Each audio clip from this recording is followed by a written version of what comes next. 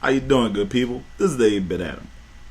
Okay, so today's game is actually an arcade port from Tecmo. And unlike Tecmo's other arcade ports, this one's actually pretty true to the source material. It doesn't really deviate. The arcade game came out in 1986.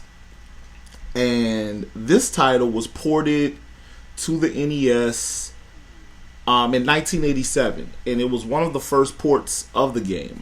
There was the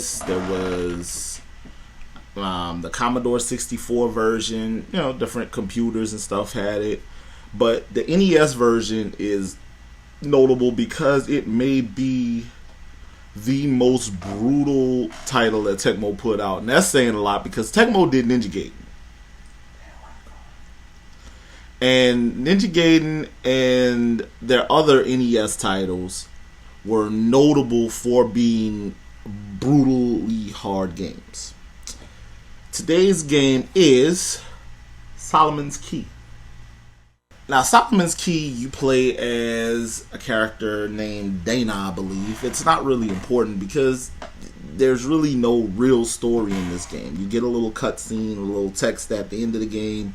That's about it.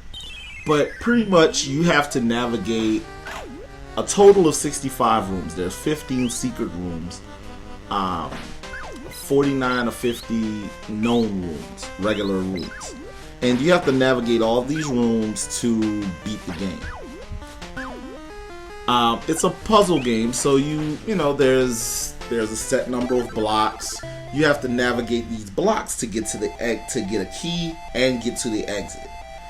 And Dana is a fairly defenseless character. There's not a whole lot he can do to defend himself. But what makes Solomon's Key so hard isn't that fact. It's the fact that when you're navigating these rooms, there's pretty much in every level a way to trap yourself so you can't beat the room.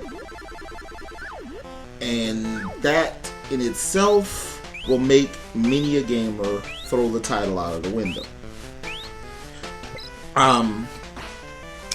This game has been ported to a whole bunch of different consoles. There was a prequel that came out called Fire and Ice, and it's one of the rarer titles on the NES.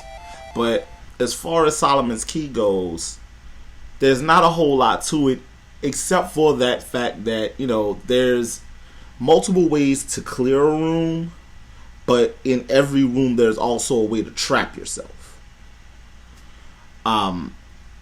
This is another one of those titles where unless you're definitely looking for a puzzle title, something to trap yourself, to lose time for a long amount of time, then you might want to shy away from Solomon's Key because it's definitely not for a casual gamer or for someone who considers themselves not a casual gamer but a novice when it comes to gaming.